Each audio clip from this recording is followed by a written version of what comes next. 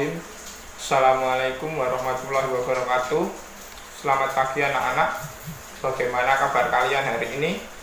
Alhamdulillah, kita masih diberikan kesehatan dan kesempatan untuk mengikuti pembelajaran pada pagi hari ini, walaupun hanya melalui Google Meet.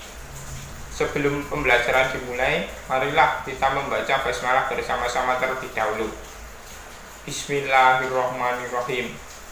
Baik, terlebih dahulu silakan isi presensi kalian. Presensi sudah saya share di WhatsApp group.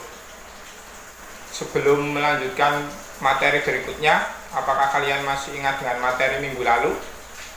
Ya, tepat sekali. Minggu lalu kita sudah membahas 4 keterampilan berbahasa. 4 keterampilan berbahasa tersebut antara lain: yang pertama menyimak, yang kedua berbicara, yang ketiga membaca, dan yang keempat adalah menulis. Nah, dari keempat keterampilan berbahasa tersebut dapat dikategorikan menjadi 2, yaitu keterampilan berbahasa yang produktif dan reseptif. Yang termasuk produktif adalah berbicara dan menulis, sedangkan yang reseptif adalah menyimak dan membaca. Pada pertemuan hari ini kita akan membahas tentang penerapan keterampilan berbahasa yang pertama, yaitu keterampilan menyimak. Kita akan belajar menyimak pembacaan puisi. Akan tetapi sebelumnya saya akan menjelaskan terlebih dahulu tentang materi dasar tentang puisi. Puisi adalah suatu karya tertulis yang mana isinya adalah ungkapan perasaan seorang penyair dengan menggunakan bahasa yang bermakna semantik dan mengandung irama, rima, serta ritma pada penyesuaian larik dan barisnya. Puisi dibagi menjadi 2, yaitu puisi lama dan puisi baru. Puisi lama terdiri dari mantra, pantun, karmina, seloka, gurindam, syair, dan talibun. Sedangkan puisi baru terdiri dari balada, romansa, elegi, himne, ode, dan satir. Kemudian ciri-ciri puisi secara umum: yang pertama, penulisan puisi dituangkan dalam bentuk bait yang terdiri atas baris-baris, bukan paragraf. Yang kedua, diksi yang dipakai dalam puisi biasanya bersifat kiasan, padat, dan indah. Yang ketiga, penggunaan majas sangat dominan dalam bahasa puisi.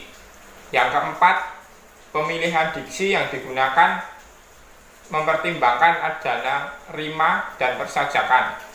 Yang terakhir adalah dalam puisi, setting, alur, dan tokoh tidak begitu ditonjolkan dalam pengungkapannya. Dalam puisi juga terdapat unsur-unsur, yaitu unsur intrinsik dan unsur ekstrinsik. Unsur intrinsik terdiri dari unsur fisik dan unsur batin. Unsur fisik puisi terdiri dari diksi, imaji, kata konkret, gaya bahasa, serta rima dan tipografi. Dan unsur batin puisi terdiri dari tema, rasa, nada, serta amanat. Dan unsur ekstrinsik puisi terdiri dari unsur biografi, unsur nilai, serta unsur masyarakat. Nah, sekarang saya akan menampilkan video pembacaan puisi karya dari Khairil Anwar yang berjudul Doa. Silakan disimak secara intensif karena video ini selesai saya akan memberikan beberapa soal yang berkaitan dengan materi yang baru saja saya sampaikan dan penerapan untuk materi hari ini.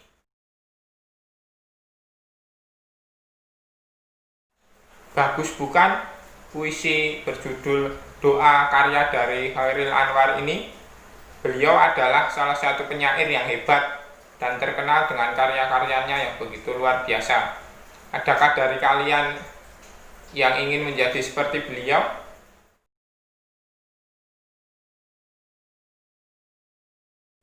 Saya rasa cukup, waktunya sudah 30 menit lebih. Mari kita koreksi bersama-sama. Soal yang pertama, apa definisi dari puisi? Jawabannya adalah puisi adalah suatu karya yang tertulis yang mana isinya adalah ungkapan perasaan seorang penyair dengan menggunakan bahasa yang bermakna semantik dan mengandung irama, ritma pada penyusunan larik maupun baitnya. Soal yang kedua, sebutkan ciri-ciri puisi secara umum. Ciri-ciri puisi secara umum: yang pertama, penulisan puisi dituangkan dalam bentuk bait yang terdiri atas baris, bukan paragraf. Yang kedua, diksi yang dipakai dalam puisi biasanya bersifat kiasan, padat, serta indah. Yang ketiga, penggunaan majas sangat dominan dalam bahasa puisi. Yang keempat, pemilihan diksi yang digunakan mempertimbangkan ajana, rima, dan persajakan. Dan yang kelima, dalam puisi, setting, alur, dan tokoh tidak begitu ditonjolkan dalam pengungkapannya. Soal yang ketiga, jelaskan unsur-unsur yang membentuk puisi. Unsur-unsur yang membentuk puisi ada dua. Yang pertama unsur intrinsik dan yang kedua adalah unsur ekstrinsik. Unsur intrinsik terdiri dari unsur fisik dan unsur batin, dan unsur ekstrinsik terdiri dari biografi, unsur nilai, serta unsur masyarakat. Soal yang keempat adalah sebutkan jenis-jenis puisi. Jenis-jenis puisi dibagi menjadi dua, yaitu puisi lama serta puisi baru. Puisi lama terdiri dari mantra, pantun, armina, seloka, gurindam, syair, dan talibun. Serta puisi baru terdiri dari balada, romansa, elegi, himne, ode, dan satir. Soal yang kelima adalah apa tema dari puisi yang telah dibacakan tersebut. Tema dari puisi doa karya Khairil Anwar tersebut bertema ketuhanan. Soal nomor 6, apa isi atau makna yang terkandung dalam puisi yang telah dibacakan? Puisi berisi tentang pesan yang mendalam agar senantiasa mengingat Tuhan. Penulis ingin menggambarkan kedekatannya dengan Tuhan dalam doa. Hal ini dapat dilihat pada baris terakhir puisi. Puisi tersebut tidak hanya menggambarkan kedekatan penulis dengan Tuhan, tetapi juga mengingatkan dan mengajak pembaca untuk mengingat Tuhan. Dalam puisi tersebut, penulis berusaha menarik perasaan pembacanya dalam suasana khusyuk, mengingat Sang Pencipta hingga tidak berpaling darinya. Soal nomor 7 adalah bagaimana perasaan atau suasana yang tergambar dalam puisi. Dalam puisi, gambaran perasaan penyair adalah perasaan yang terharu dan rindu. Perasaan tersebut tergambar dari diksi yang digunakannya, antara lain termenung, menyebut namamu, aku hilang bentuk, remuk, aku tak bisa berpaling. Soal nomor 8, sebutkan majas yang digunakan dalam puisi yang telah dibacakan. Yang pertama, kepada pemeluk teguh. Pada baris tersebut menggunakan majas metafora karena baris di atas dimaksudkan kepada Tuhan. Yang kedua, pada kalimat Tuhanku, dalam termangu aku masih menyebut namamu. Pada bait di atas menggunakan majas asonansi karena terdapat perulangan vokal yang sama. Yang ketiga, pada bait cahayamu panas suci. Pada baris di atas terdapat majas hiperbola karena baris di atas menyatakan hal yang berlebihan. Yang selanjutnya, kata Tuhanku, aku hilang bentuk, remuk. Pada bait di atas juga menggunakan majas hiperbola karena bait tersebut menyatakan hal yang berlebihan juga. Soal nomor 9, apa pesan moral atau amanat yang dapat diambil dari puisi yang telah dibacakan? Sesuai dengan tema yang diangkatnya, puisi tersebut berisi amanat kepada pembaca agar menghayati hidup dan selalu merasa dekat dengan Tuhan. Agar bisa melaksanakan amanat tersebut, pembaca bisa merenung seperti yang dicontohkan penyair. Penyair juga mengingatkan pada hakikatnya hidup kita hanyalah sebuah penggambaran di negeri asing yang suatu saat akan kembali juga.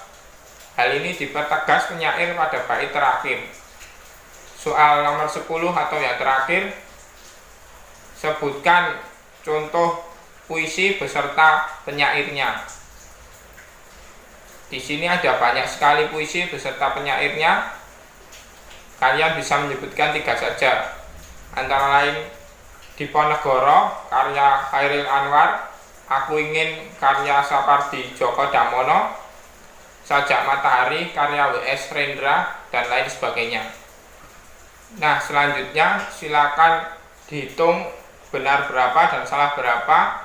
Saya akan memasukkan sebagai nilai harian pada pertemuan hari ini. Apakah ada yang ditanyakan dari kalian? Apakah sudah paham? Jika belum, silakan bertanya. Baik, jika tidak ada yang bertanya, saya rasa cukup untuk pertemuan hari ini. Kita akan bertemu minggu depan dengan materi penerapan keterampilan menyimak yang kedua, yaitu menyimak berita. Tetap semangat dan jangan lupa belajar dengan giat. Terima kasih atas perhatiannya. Akhir kata, wassalamualaikum warahmatullahi wabarakatuh.